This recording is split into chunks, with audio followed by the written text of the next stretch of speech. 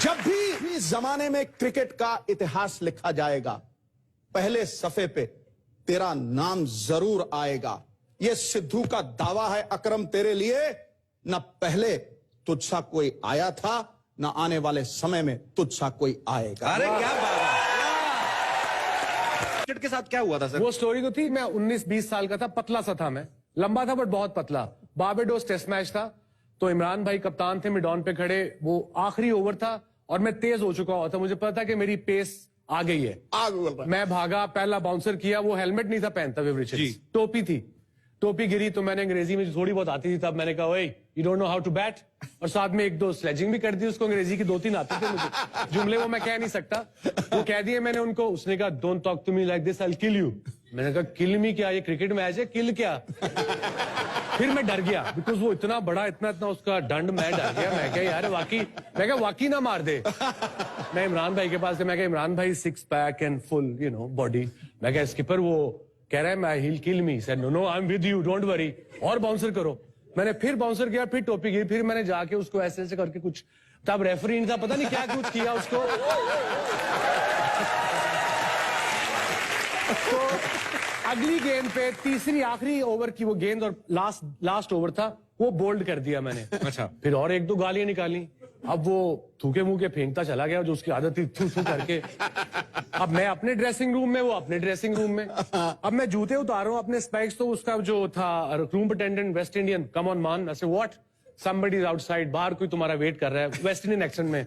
मैंने कहा who, come and have a look, मान इज सीरियस। मैं कहा अच्छा कौन है? मैं एक जूता पहना हुआ था, एक उतारा, मैं देखा तो विव रिचर्ड बगैर कमीज के, पसीना और बल्ला हाथ में पकड़ा, मेरा वेट कर रहा है।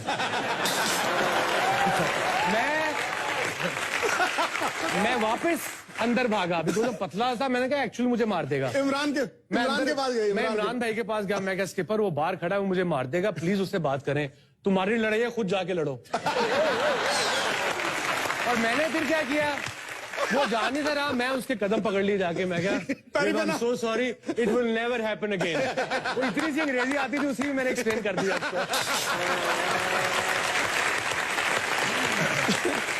देखो जी, जिंदगी में बहुत हंसा हूं मैं, हंसाया भी बहुत है, लेकिन सबसे ज्यादा हंसा हूं मैं जो इंजमाम उल हक रनआउट हुआ था वसीम अकरम के साथ। अगर तुम लोटपोट ना हो गए ना तो सिद्धू मेरा नाम नहीं, सुना दे वसीम पापे होया किसी। इंजी 90 पे बैटिंग कर रहा था, गर्मी थी शारजा में, और आखिरी ओवर था, तो मैंने कहा इंजी तू थका हुआ है, आखिरी 2 गेंदें 3 रह गई हैं, तो बॉल यहां लगाना, मैंने भागाना है, रन ले लेना है। एम्ब्रोज बॉलिंग कर रहा था, इंजी ने कहा ठीक है वसीम भाई।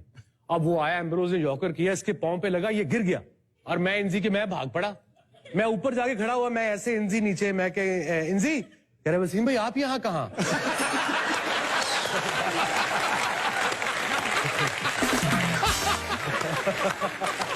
और आगे जवाब भी तो सुन लो, जवाब मुझे याद है, उसको याद नहीं है। इतनी मोटी गाली देके मैं तेनू मत्था टेकन आया। तुझे सजदा करने आया मेरी जान, ग्लव्स पहन के मैं ड्रेसिंग रूम में, एक ही एंड पे खड़े रहे थे दोनों। और इंजी का जो था ना, वो रनआउट की उससे बात करो वो नाराज हो जाता था, कह रहे जी मैं ठीक हूं, आप सब लोग खराब हैं, आपकी रनिंग खराब है। वो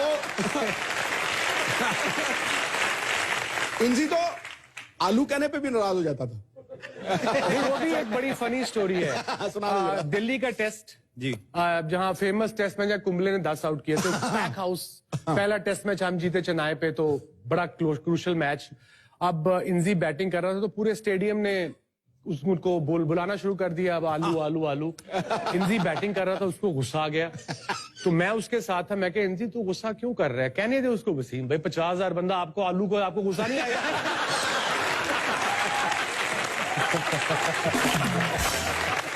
जैसे आपस की बात है, दोनों एक दूसरे को पता रखते थे कौन कौन स्कोर कर रहा है, और मैं इमरान भाई के साथ होता था, मैं कहता इमरान भाई कपिल भाई ने 100 कर दिया, अच्छा देखता हूं मैं इसको, अगले मैच में मैं भी 100 करता हूं। तो एक प्रोफेशनल राइवलरी थी दोनों में। अरे सिद्धू भाजी, एक और चीज मैं आपसे पूछना चाहता हूँ। पूछो। ये लड़कियां ज्यादा किस चीज से इंप्रेस होती थी इनसे? इनकी बॉलिंग से, ये जो बाल उड़ते उड़ते आते थे?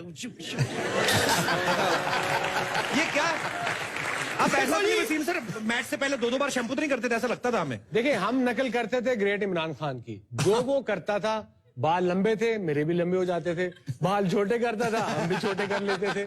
देखिए बात बता रहा हूं, हम बड़े फॉरेन कोचेस को बड़ा पसंद करते हैं। ये भी एक स्टोरी है जी। जेफरी बायकॉट को हायर किया पाकिस्तान बोर्ड ने, और उसका एक्सेंट भी बड़ा अजीब सा है, अप नॉर्थ का, यॉर्कशायर का। तो मैं तब खेल रहा था, ये 2002 की बात है। तो मैं ट्रेनिंग करने गया स्टेडियम, वो उन्होंने यंगस्टर बुलाए हुए थे, इमरान नजीर हमारा बड़ा टैलेंटेड बच्चा वो भी था। तो उन्होंने एक छोटा टेंट लगाया हुआ था, तंबू सा, उसमें से आपको सिर्फ सर नजर आ रहे थे, वो बात उसे कुछ कर रहे थे। तो मैं ग्राउंड के 5 चक्कर लगाए, 25 मिनट तो लग गए होंगे।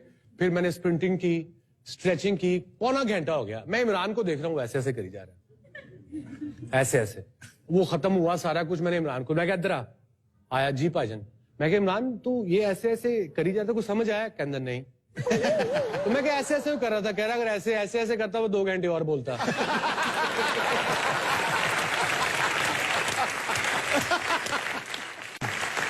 तो आप उनको क्रिकेट का दबंग मानते हैं? जी बिल्कुल मानते हैं। ओके, शोले का गब्बर सिंह? गब्बर सिंह, इमरान खान। सब कांपते थे पत्तों की तरह। बिल्कुल। आजकल भी कांप रहे हैं बाजी। वो इमरान भाई हमें ढूंढ लेते थे, वो उन्हें साइकी पता थी वो, और ये ढूंढ के वो जब गलती करो ना क्रिकेट में, डांटते थे आपको वो? डांटना तो बड़ा प्यार कर दिया तूने मेरी जान। ऐसी ऐसी बातें करते थे कि तुम 3 दिन तुम्हें नींद नहीं थी आती। श्रीलंका से मैच था, मैं नंबर 11 का बैट्समैन बच्चा था, हरी हरी विकेट थी। उन्होंने कहा तुमने गंदी शॉट नहीं मानी, रोकते हो आउट हो जाओ। और मैंने क्या किया, जाके गंदी शॉट मार दी। अब आखिरी खिलाड़ी था, उसके बाद बॉलिंग थी हमारी, सियालकोट मैच था अगेन। तो ड्रेसिंग रूम में ऊपर गया और बाथरूम बिल्कुल साथ थे।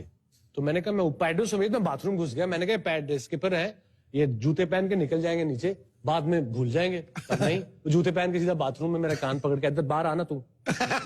2-4 गालियां निकाली, सीधा किया, फिर कहते चलो बॉलिंग करो आके। तो छोड़ते नहीं थे, उनको साइकी पता थी। और कई दफा उनसे कोई चीज मिस हो जाती थी ना, वो हाईलाइट्स देख के अगले दिन सुबह पकड़ लेते थे।